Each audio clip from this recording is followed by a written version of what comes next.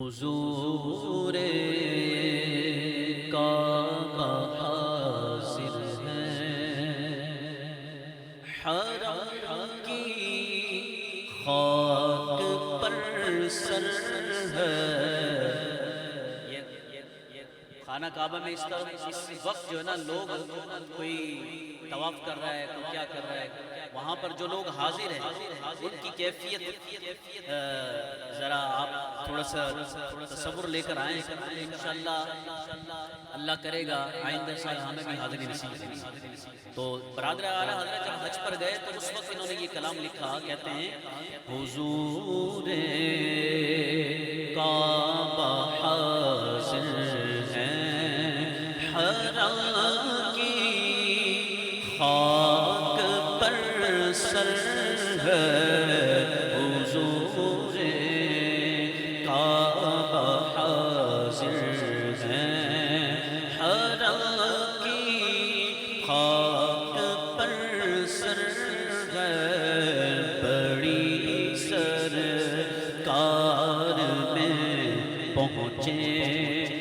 مقدر یاوری پر ہے، بڑی سرکار میں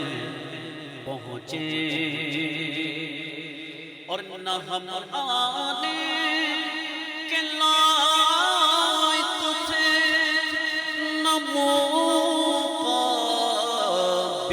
دکھانے کے، نہ ہم آنے کے لائق تھے، نہ مقابل دکھانے کے، مگر ان کا کرم بندہ نوازو بندہ پرور ہے، مگر ان کا کرم ذرا نوازو بندہ پرور ہے، حضور کعبہ حاضر ہے۔ اس وقت وہاں جو حاضر ہے کیا شان ہے ان کی؟ برادر اعلیٰ حضرت کہتے ہیں خبر کیا ہے بھکاری کیسی کیسی نعمتیں پائیں، خبر کیا ہے بھکاری کیسی کیسی نعمتیں پائیں، ارے یہ اونچا گھر ہے اس کی بھیک اندازے سے باہر ہے، یہ اونچا گھر ہے اس کی بھیک اندازے سے باہر ہے، حضور کعبہ حاضر ہے اور صدق ہو رنگے لاکھوں بندے گرد پھر کر، تصدق ہو رنگے لاکھوں بندے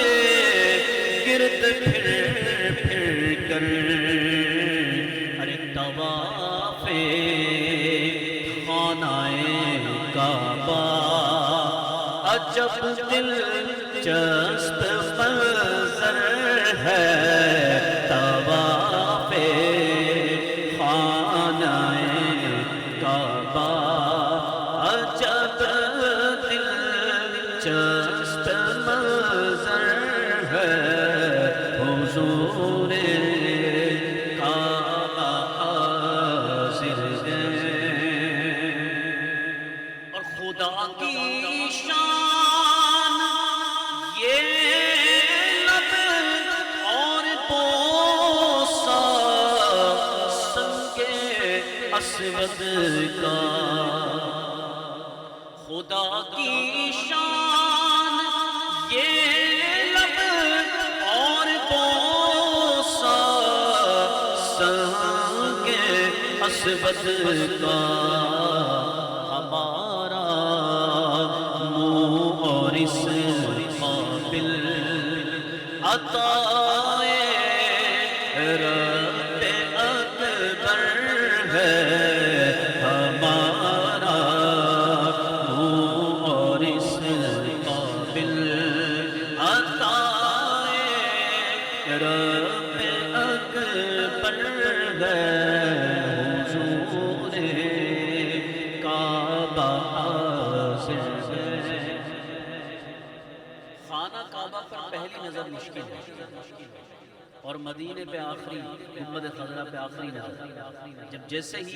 خانہ کعبہ پہ پہلی نظر پڑتی ہے تو آنسو نہیں رکتے۔ برادر اعلیٰ حضرت کہتے ہیں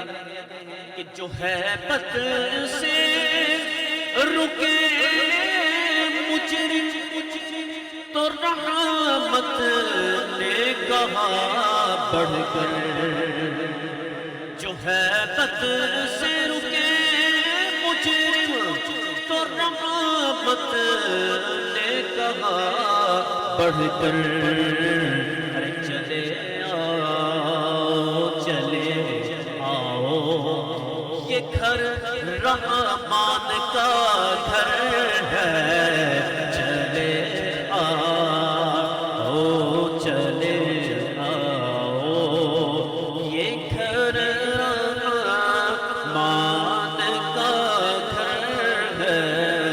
حضور کعبہ حاضر ہے۔ حضور نے فرمایا کہ جس نیت سے کیا جائے نا، یہ جو دعا دل میں رکھ کر کیا جائے وہ پوری ہوتی ہے، جس نیت سے کیا جائے وہی اس کو ملتا ہے۔ برادر اعلیٰ حضرت کہتے ہیں یہ زمزم اس لیے ہے جس لیے اس کو پیے کوئی، ارے اسی زمزم میں جنت ہے، اسی زمزم میں کوثر ہے، اسی زمزم میں جنت ہے، اسی زمزم میں کوثر ہے، حضور کعبہ حاضر ہے۔ جب برادر اعلیٰ حج پہ گئے نا تو اس سال پیر کا حج ہوا، پیر کا حج۔ اور آپ نے سنا ہے نا کہ جمعے والے دن اگر حج ہو تو اس کو حج اکبر کہتے ہیں، ٹھیک ہے، بڑا ثواب ملتا ہے حج اکبر۔ لیکن کیا کمال بات کہی اعلیٰ حضرت کے بھائی نے، کیونکہ حدیث مبارکہ میں ہے کہ اگر حج قبول ہو جائے تو اس کے سارے گناہ معاف ہو جاتے ہیں۔ دیگر جتنی بھی عبادات ہیں نا اس میں صغیرہ گناہ معاف ہوتے ہیں، جیسے حدیث مبارکہ میں ایک رمضان سے دوسرے رمضان تک، ایک نماز سے دوسری نماز، ایک جمعہ سے دوسرے جمعہ کے درمیان کتنے گناہ ہوتے ہیں معاف ہوتے ہیں، یہ سارے صغیرہ گناہ معاف ہوتے ہیں دیگر عبادتوں سے۔ لیکن حج ایک ایسی عبادت ہے جس سے صغیرہ گناہ بھی معاف ہو جاتے ہیں، کبیرہ بھی معاف ہو جاتے ہیں۔ بندہ حضور نے فرمایا ایسا ہو کر آتا ہے حج اگر قبول ہو جائے جیسے آج ہی پیدا ہوا۔ حضور نے ایک روایت میں فرمایا کہ حج کرنے کے بعد بندہ ایسا ہوتا ہے جیسے آج ہی اس کی ماں نے اسے جنا، لہٰذا حج کرنے والے کو چاہیے کہ اپنے اعمال دوبارہ سے شروع کرے، ایسا پاک و صاف ہو جاتا ہے۔ تو حج اکبر کی بھی بڑی فضیلت ہے، لیکن قبول ہو جائے تو کہتے ہیں ہوا ہے پیر کا حج، پیر نے جن سے شرف پایا، انہی کے فضل سے دن جمعہ کا ہر دن سے بہتر ہے، حضور کعبہ حاضر ہے۔ اب جمعے کے دن حج اگر نہیں ہوا لیکن دوسرے دن ہو گیا، پیر کے دن قبول ہو گیا تو یہ بھی بہت بڑا حج ہے۔ کہتے ہیں ارے نہیں کچھ جمعہ پر موقوف افسوس سالوں کرم ان کے، غور سے سنیے گا یہ شعر، نہیں کچھ جمعہ پر موقوف افضال و کرم ان کے، ارے جو وہ مقبول فرمائے تو ہر حج حج اکبر ہے، جو وہ مقبول فرما لے تو ہر حج حج اکبر ہے، حضور کعبہ حاضر ہے۔ کہاں جاتا ہے بندہ؟ مدینے کی تیاری۔ اب مکتب کہتے ہیں حسن حج کر لیا کعبے سے، آنکھوں نے سیاہ پائی، حسن حج کر لیا کعبے سے، آنکھوں نے سیاہ پائی، ارے چلو وہ بستی جس کا رستہ دل کے اندر ہے، چلو دیکھیں وہ بستی جس کا رستہ دل